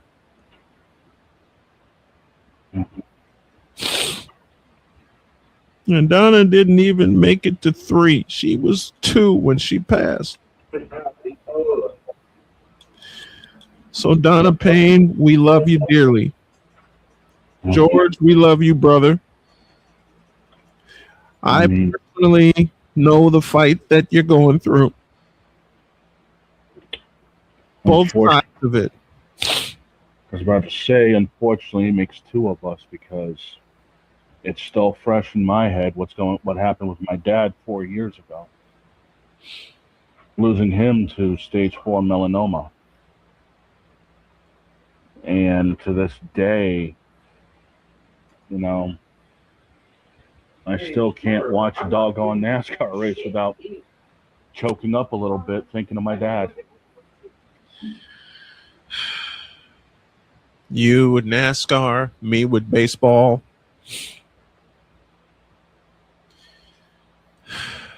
I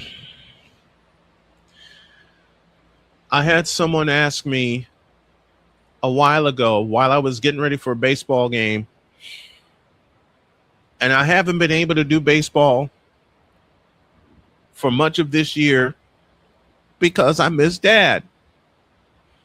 When I got this gift from my daughter, and it's the old school Cincinnati Reds logo. Anybody who remembers this? I got this from Cheyenne, and I'm trying to get some help for Sonia and my family.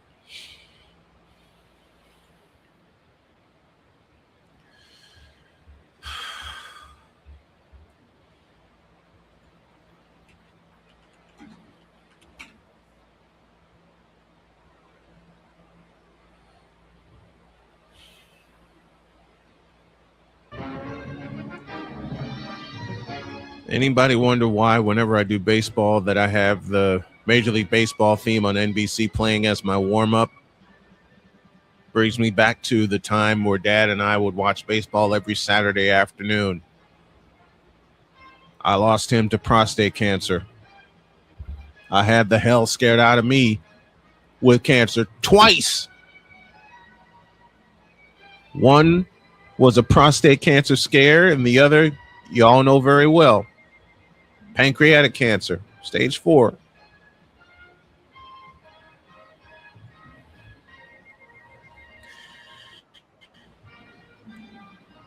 I'll say it again.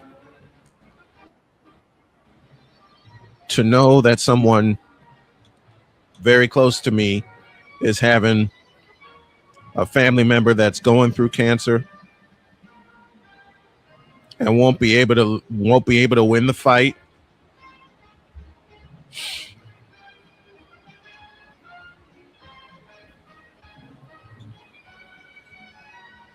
It's heartbreaking to me.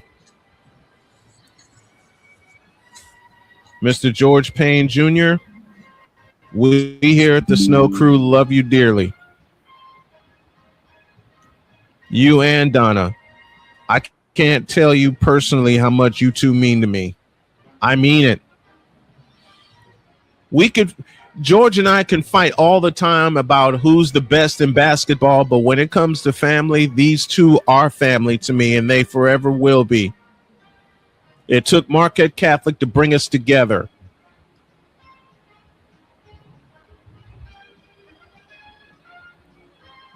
And I know how vibrant Donna was, and I can't believe I'm saying was because she can't talk or walk right now. It's devastating. Yes.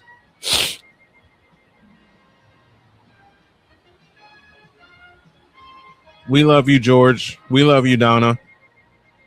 We're here for you and with you through it all, man.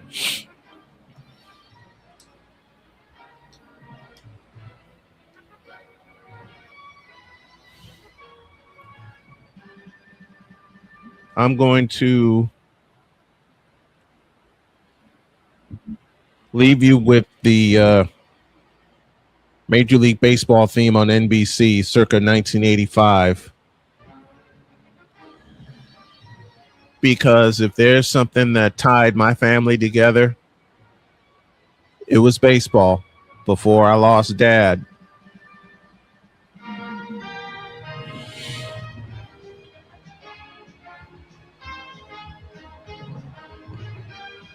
Think of that opening sequence, Pops. That was our Saturday afternoon. Either we watch it or we go out and play it.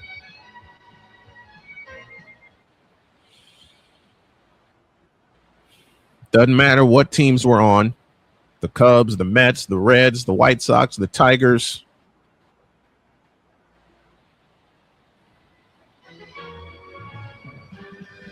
I'm glad I'm here carrying on your legacy, William.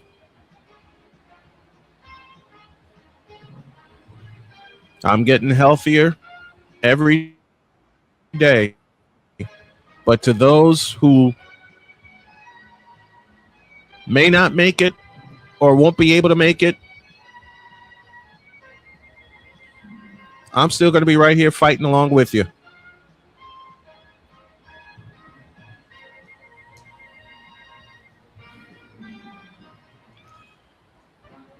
And again, it just hurts so much to hear this piece of news. And I know it hurts Shane also because he lost his dad 4 years ago. And to my buddy Dennis, we did some football games together, buddy. He's helping me getting my life back together. And to say that I appreciate everybody that has come along this ride with us, not just for today, but for the past 12 years, almost 13, doing Snowman in the Morning.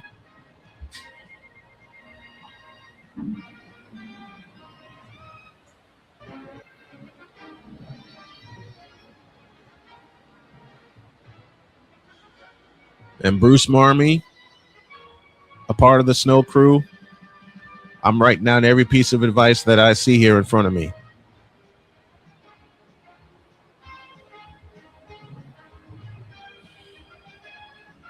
I'll say it again before we get out of here. If y'all can help me and my family just get a little bit through today, a Cash App would truly, truly help. And I'll say it again, it's not just for me, it's for my family. I'll be with BGS later tonight as we talk the happenings in the W and NBA free agency. My other buddy, Chris Hilliard, he's going through it.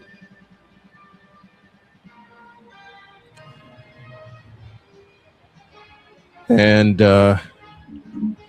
we'll be here tomorrow. I'm going to have a fight with Emmanuel Acho tomorrow, but today, the end of today is for whatever. The end of today is for any and everybody that goes through something like this. Bruce, thanks for that super chat, by the way. Thanks, Bruce.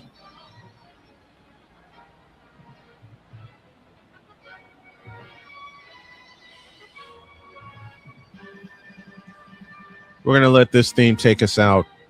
Have a great day. God bless. Remember to make your next move your best move. And always remember, if your dreams don't scare you, they're simply not big enough. Dream big, do bigger.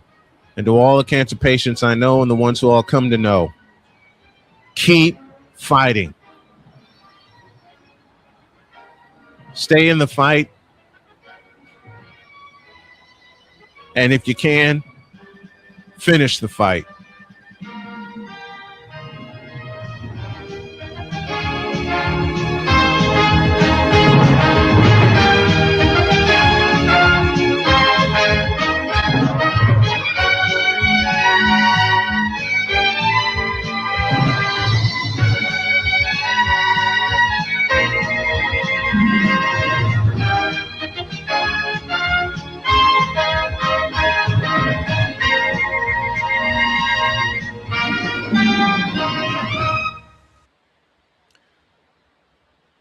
We love you. See you tomorrow.